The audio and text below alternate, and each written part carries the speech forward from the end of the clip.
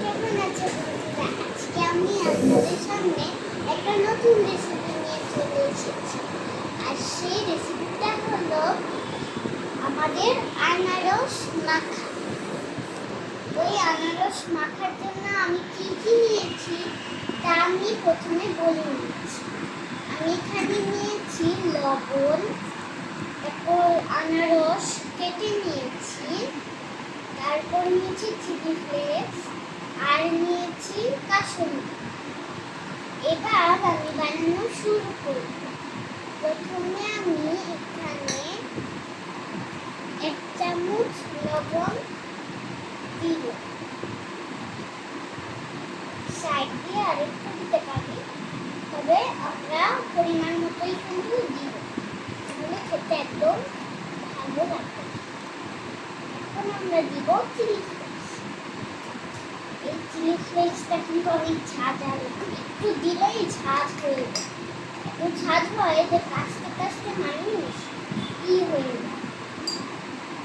আমি এখানে 1 চামচের মতো দিলাম,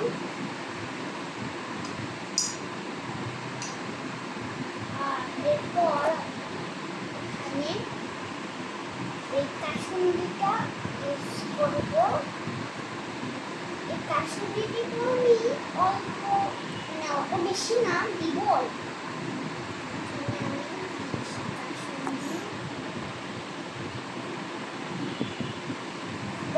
শেষ। এবার আমরা এটাকে মিক্স করব।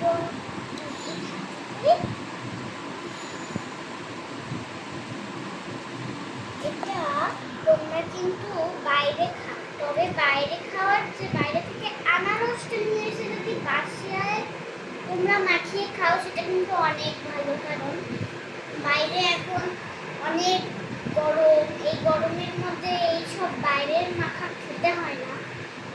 ঘরে মাখানো খাও, তবে বাইরের মাখানোটা একদমই ভালো হয় না। কারণ ওরা অনেক কিছু দেয়, যেই সব খেলে আমাদের পেটে অনেক ব্যথা করে, যন্ত্রণা করে।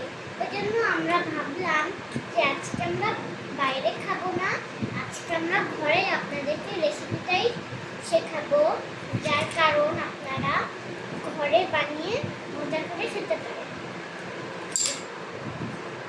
তো আমার কিছু মাখানো শেষ। এবার আমি এগুলো একটু সাইড দিয়ে রাখবো, তাহলে একটু ছড়ানো দেখলে তো ভালো লাগবে না, না? একটু সাইড দিয়ে এভাবে সাজিয়ে দিলাম। সাজিয়ে দেওয়ার পর আমি এই কাঁটা চামচটা এইখানে রাখবো। এখন দেখতে সুন্দর লাগছে না? চলো আমরা এগুলোকে সরিয়ে রাখি।